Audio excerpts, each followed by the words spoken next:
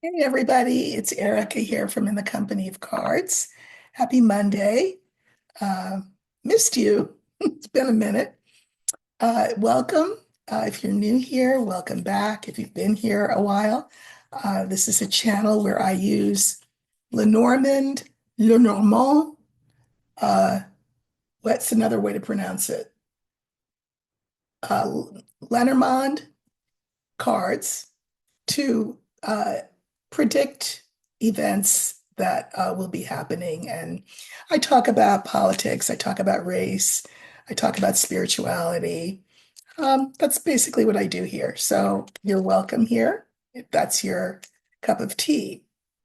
Speaking of, I've got my cup of tea right here. If you are of a certain age, you should do what I did and get your next COVID booster because they're out.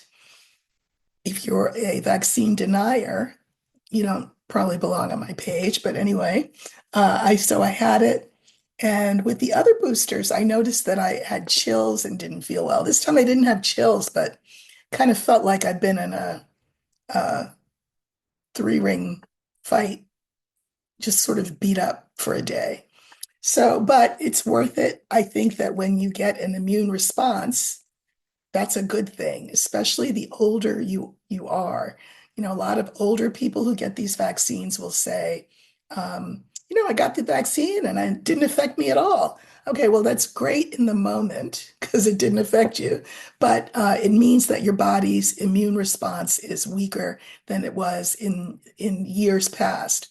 So, when I get a reaction, I'm happy. It means that my immune system is doing its thing. I'm also on the first day of a 5-day water fast. It's a thing I like to do every quarter. Here I am just dedicating it to whew, uh, this troubled world. And yeah. So in terms of what I want to look at, there's just four things that I want to touch on. The first is something that I touched on months ago, and it was the Menendez brothers. If you know, you know, these were a couple of brothers, California brothers, who murdered their parents and have served, I don't know, 30 something years or sentences for these murders. Since then, uh, the case has been made that they were sexually abused by their father and that that was condoned by their mother, and that given that we are living in times which are more sympathetic to victims of that kind of abuse, uh, the brothers should be allowed to go free after time served. So this was a big thing and looked like they were going to get a resentencing. And then the administration shifted, and we were told, yeah, no, they weren't going to get a rehearing. Turns out now they are. Now, when I read on this case, I'm not going to read on it now, but I'll just remind you that I did think that they would be resentenced. So when that was taken off the table, I was like, oh, okay. Were my cards wrong? But now it's back on the table. So my cards were not wrong.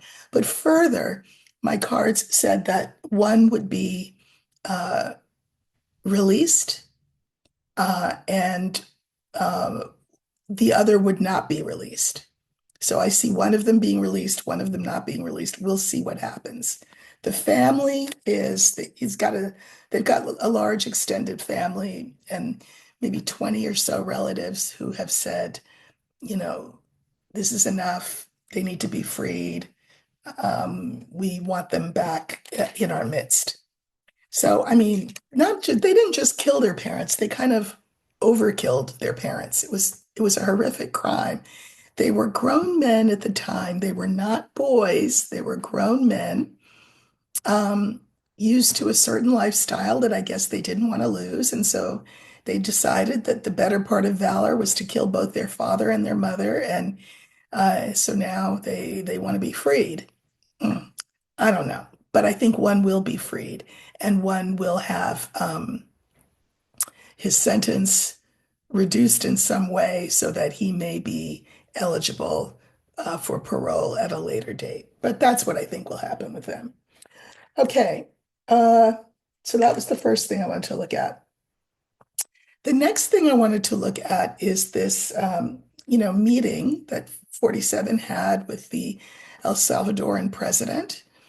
I listened to it while I was getting myself together this morning, and very interesting. Both the president, well, both the 47 and the president of El Salvador seem to kind of pass the ball back and forth, right? So the president's argument is, well, I mean, he's El Salvadoran, the guy, and we can't we can't infringe on a sovereign nation and make them give him back to us. Plus, we don't want him. And then you had the El Salvadoran president say, well, I mean, what would it look like if I smuggled a criminal into the United States? The United States doesn't want him, so what would I look like if I tried smuggling him in? And I saw that this was going to happen. I did not see him being released anytime soon. And I think that before he's released, they will create a situation so that he is unreleasable, meaning they'll disappear him one way or the other. Uh, the point is beyond his case, which is horrific enough, as is the case of all of the Venezuelans who've been put in this prison, is the fact that this is a very slippery slope. We have now, well, I mean, I think we've been there for a while, but if you needed a sort of a date certain and a case clear, today would be the day, if it hasn't happened already in your mind, where we are faced with a constitutional crisis. You even have the Supreme Court playing games, playing semantic games, linguistic games. If you recall, they made a ruling and they said that the government was required to facilitate the release of Abrego Garcia. Facilitate comes from the French, facile, right? To make possible the release. Now, this has been explained by the government as meaning if he were let out of jail, we would provide a plane, facilitate. But they were not required to effectuate his release. Now, effectuate and facilitate are two different words. Okay. Effectuate means make it happen. The Supreme Court did not say that because if they had used the word effectuate, it would have meant that, for example, we would use our military to go in there and get him. The Supreme Court did not say that. So remember, the Supreme Court is the court that gave 47 these monarchy-like powers. And that further, there was conversation in this press conference with the El Salvadoran president about American citizens. 47 said, yeah, I would love to send my American prisoners to El Salvador. And there's other countries that would take them too, prisons. We know that Eric Prince, he of Blackwater, Blackwater being the organization that was torturing people during the Iran-Contra thing, has contracted to build and staff these super prisons in foreign countries, in other countries. So we're in this constitutional crisis. So I guess the question is, and like this is going to be consolation to anyone. 47 says, no, we're talking about the worst of the worst. And then he kept giving the same example of somebody who conks a 90-year-old woman over the head. His mother, as an old woman, by the way, was mugged. So that's why he keeps using that reference point, that those are the most vicious of the vicious, and that they would be the American citizens that would be sent to these foreign prisons. But we know that he accuses, for example, journalists of being treasonous, and treason is a serious offense, right? It's a capital offense. So, will the court at this point put any restrictions on 47 and Pam Bondi, his maidservant's ability to render American citizens to foreign prisons? Will there be any restrictions put on it? Will he be stopped? So I think for the court, we'll use the tower and let's just see whether they will stop him. Okay.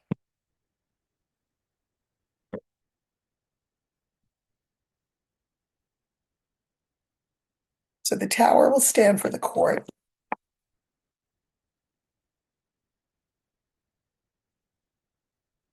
Okay. Will the court put any restrictions on 47 in his attempt to um, render American citizens to foreign prisons?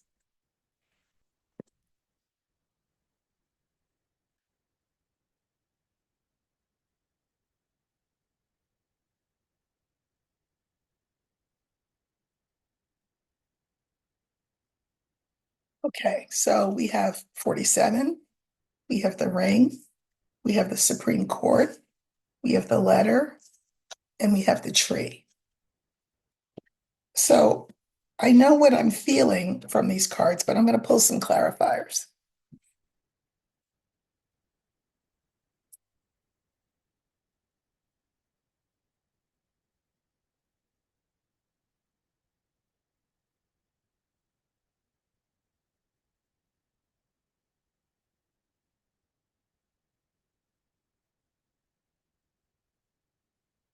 Okay.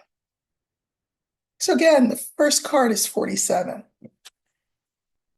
This is sort of these contracts, for example, that he would have with foreign governments, like, for example, for $6 million, um, the president of El Salvador took in those Venezuelans. These would be those contracts. This is the court. Again, this is the Constitution, but it's also, and this is a constitutional crisis. Um, but will the Constitution be adhered to or broken? And then we have the tree, and the tree is the card for health, but it's also a very slow card.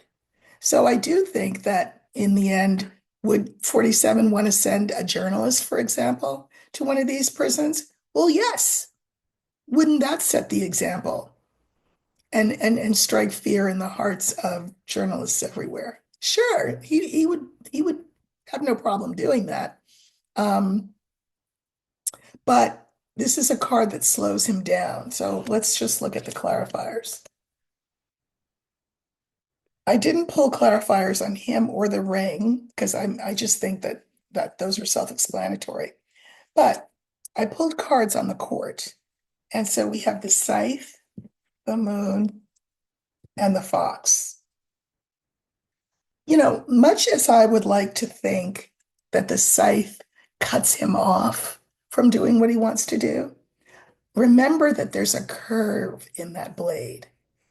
And the curve reminds us that, wheat is cut with the blade, yes, but then it's gathered up in the curve of the blade and taken over to where it's going to be processed further. So I just think that the court will be too clever by half, and these are the conservatives on the court. And, you know, again, they don't want their reputation harmed, but they're going to try to use language to obfuscate and to confuse. which is what they did in this case, by the way. So I think that the conservatives want to give him, let him have the power that he had. That's why they gave it to him in the first place. But they will try to mm, uh, do it in a way that is clever and hard to argue with, they think.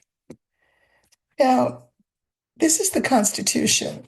These are the women of the court, including, by the way, in this case, I suspect Amy Coney Barrett. I don't think she will go for this. I think that they will fight using their yang energy, putting their yin and their yang together to make an argument in favor of the Constitution and against what the conservatives in 47 want to do, which is to abrogate the rights of citizens. Okay. Now, this is interesting because we have the tree, and I can mirror the tree with 47. Uh, and a lot of times when I would mirror these two, see these two cards in positions where I can mirror them, I would think we were talking about his health, which, by the way, despite his fake report from Walter Reed, entertainment purposes only, he is not the specimen of health that he claims to be. Um, but I'm looking at these clarifiers, clouds, cross, and mountain. I I think that along with Roberts, again, Roberts is as shady as the other conservatives are, entertainment purposes only. But I think I could see Roberts and Barrett siding with the other women on the court and blocking 47 from doing what he wants to do to American citizens. In the long haul for the health of that country, of this country, it would create confusion, pain, and so therefore they're going to block him. I can mirror these two as well. They're going to block him. So they're going to have to put some kind of um, caveat on his, sort of overwhelming, all-consuming power to do whatever he wants whenever he wants to do it, because he's seeming as crazy as he is, entertainment purposes only. So I do think that, Roberts and Barrett will vote with the women to prevent him from um, being able to send American citizens, prisoners, journalists, whatever, to foreign entities to be incarcerated. I don't think that that the court will go for that. But I also think that the Justice Department, Pam Bondi's Justice Department, and 47 will fight the good fight and will do all they can to find, you know, the letter of the law that says that this is a thing that they can do. Uh, so this is really scary. It's a slippery slope, but I don't have much confidence in the court because of their semantics, with the words facilitate versus effectuate. I think Abrego Garcia will remain in prison in El Salvador. Uh,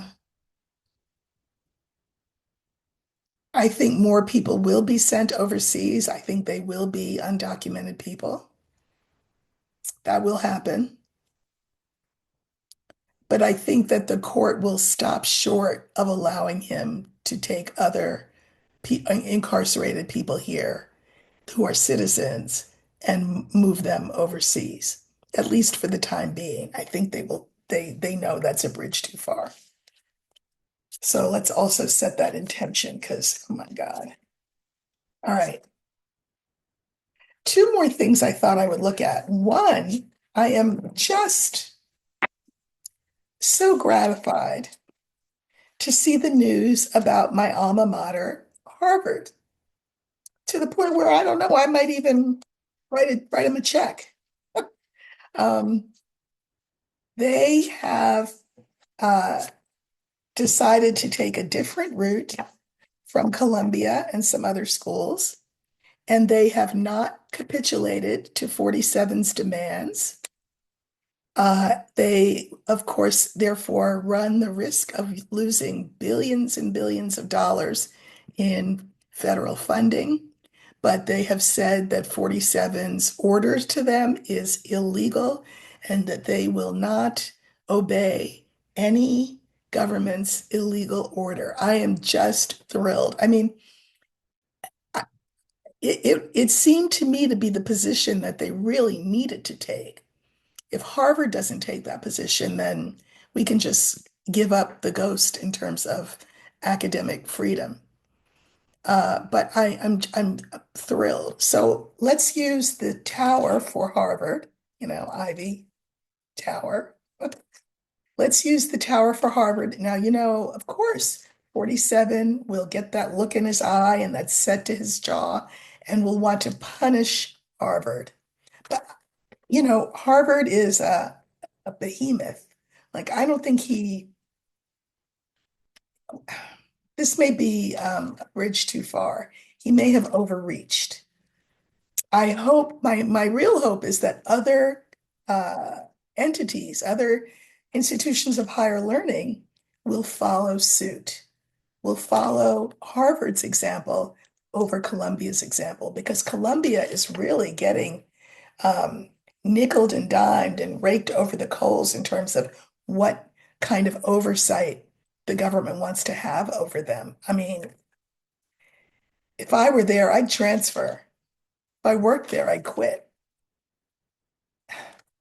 because they just have opened this Pandora's box for the government that will be impossible to close. But Harvard, I am just over the moon ecstatic that they have held their ground. I think it is a principled stance that I hope other entities will follow. So we're going to use the tower for Harvard and see what their future is, given that they have refused Trump's strong arm tactics. Okay.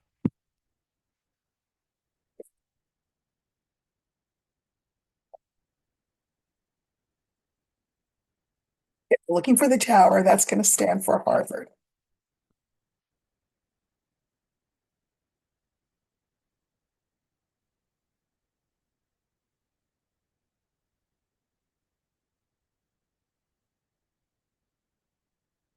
That's Harvard.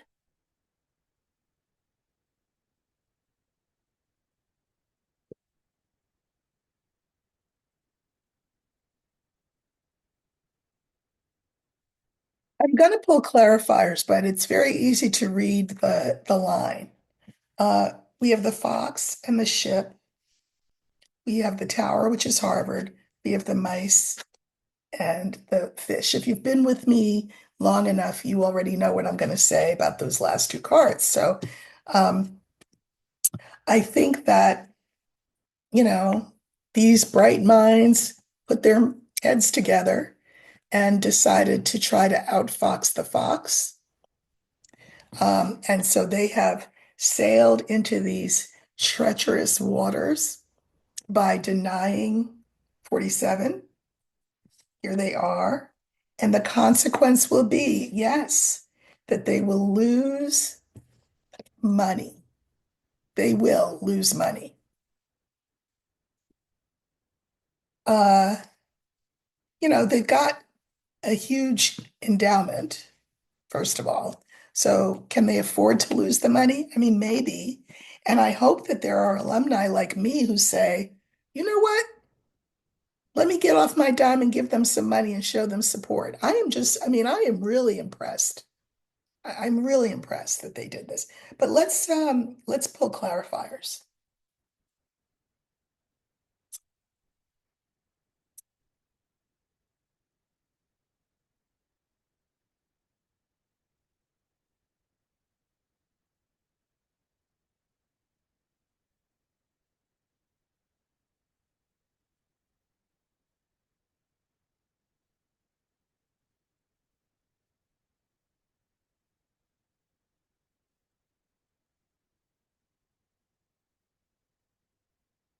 Okay. So again, their brightest minds went to work on this, what do we do if we lose billions and billions of dollars? How do we navigate this? And, are we going to choose cowardice or principle? They chose principle. They really weighed things. They weighed principle over against money. And they said, you know, we are going into uncharted waters. We don't know what this is going to mean for us, but that's going to be our stance. We will write back and say, you and the horse you rode in on to the administration. So here they are. They've sailed into treacherous waters. They're committed to fighting this narcissist. And this will help turn the tide for other entities to say, oh, well, look what Harvard did. They set an example. Let us do likewise. We don't all have to bend the knee and bow the neck. So this was a very good thing that they did. Okay. Now, here's Harvard. They are at peace with the decision that they've made, the fact that they've decided to go a different way from the way of all these other places that are just rolling over like dominoes. And they are willing to sacrifice for the sake of principle, the principle being academic freedom and the Constitution. Now, this is loss. And the clarifiers for this are the tree, the moon, and the scythe. So, yeah, they will lose money, but over the long haul, their reputation will be burnished, I feel like. I feel like the scythe is not cut, not being cut. But again, I'm looking at that curve in the blade, that their reputation will be gathered up, gathered in, I think improved. Um, and that, I can mirror them, this mice card, which is this loss with the scythe.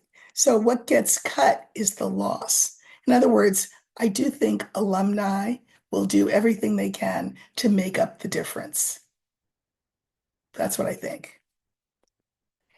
And then we have fish, which is money. Yes, here, look, Harvard has lots of friends all over the world in the form of alumni who will remember this.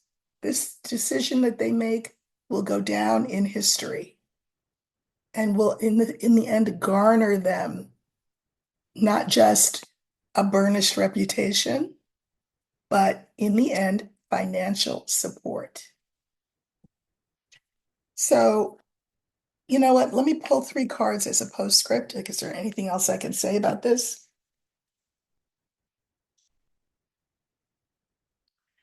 And we have the heart, we have the woman, and we have the whip. Um, you know, they did this for the love of, again, academic freedom and love of the Constitution. Uh,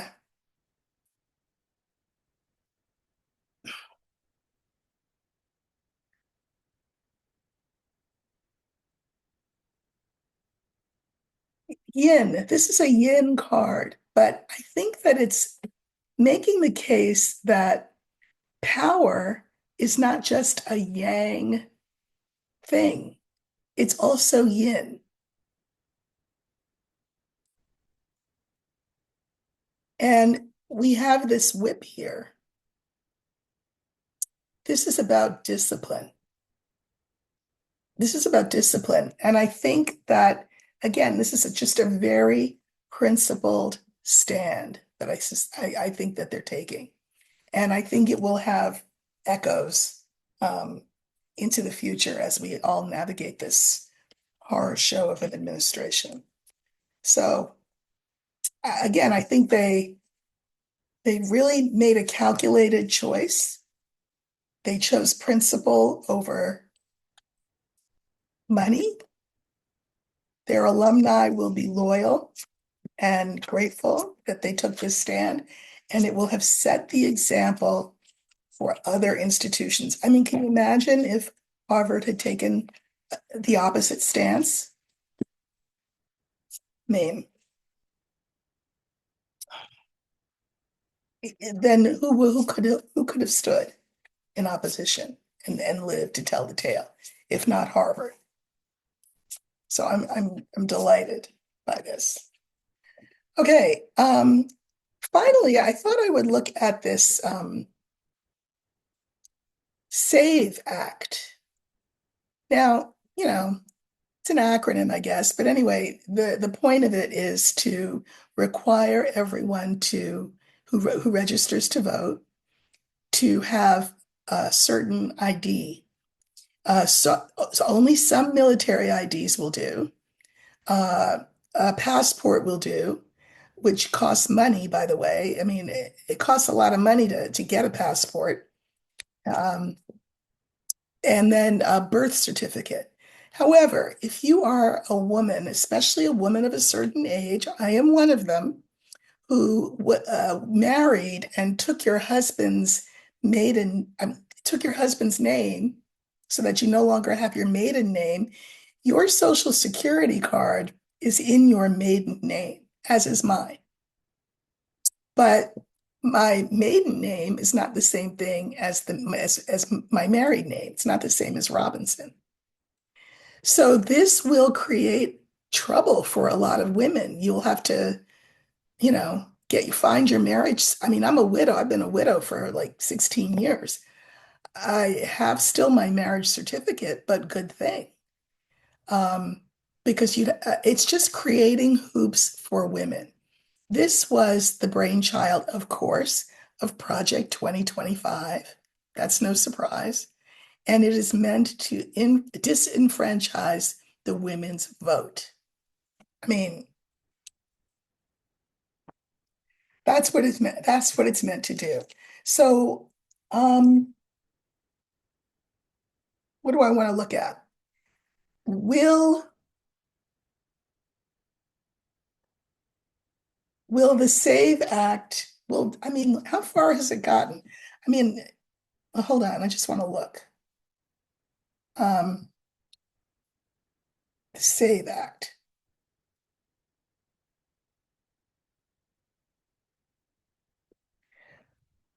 Okay.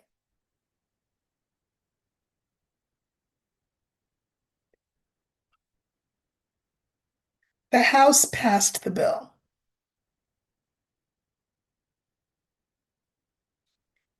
Uh,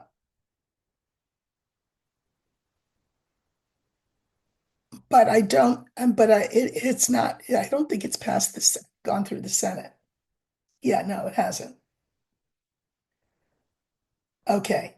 So let's just see. Will the SAVE Act, which will disenfranchise millions of women and other people too? I mean, you know, it's expensive to get a passport. It's expensive to get a driver's license. It's expensive to get other kinds of documentation that are hard to get. As I mentioned, the one for women where your social security uh, card is not in the same name as your married name. So this is an object lesson, ladies. If you get married, keep your name. Keep your name. Let's see, will the SAVE Act pass?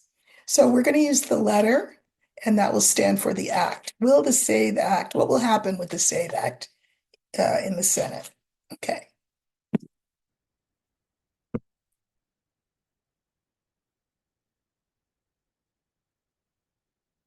Okay, we're going to use the letter. Oh, there it is. So now it's not the first card because it's the second card that I pulled. So that uh, it's going to be the second card. So whatever I pull here is really important.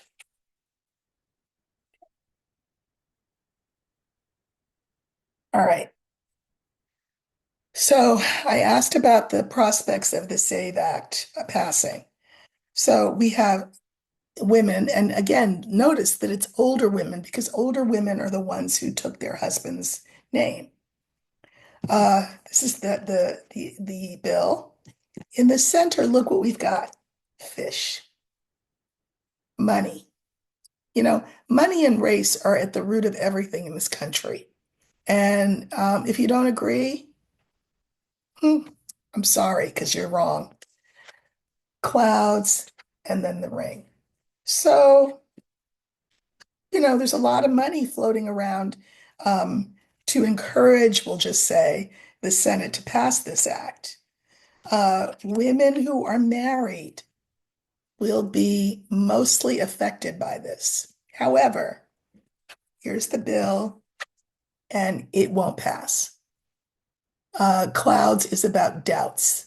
I mean, this what you think there's people in the streets now? Just wait. Uh, I think it won't pass. That's my story, and I'm sticking to it. The cards are saying woman, letter, fish, clouds, ring. No matter how much money gets flung at this, I don't see it passing. I don't think it will be a dead issue, by the way. I think they will try to bring it up more than once because here's the ring, and the ring is not just about being married. The ring is about the issue coming back and back and back and back and back. So he'll raise it more than once if he can. But I don't think it will pass. So let us set our intention towards that. And setting your intention means calling your senators, writing your senators, expressing concern about the SAVE Act and encouraging them to vote no on the SAVE Act. All right. So I guess that's it for today, and I'll come back tomorrow with more. But I'm happy to be back with you, and I wish you all a good Monday. Take care.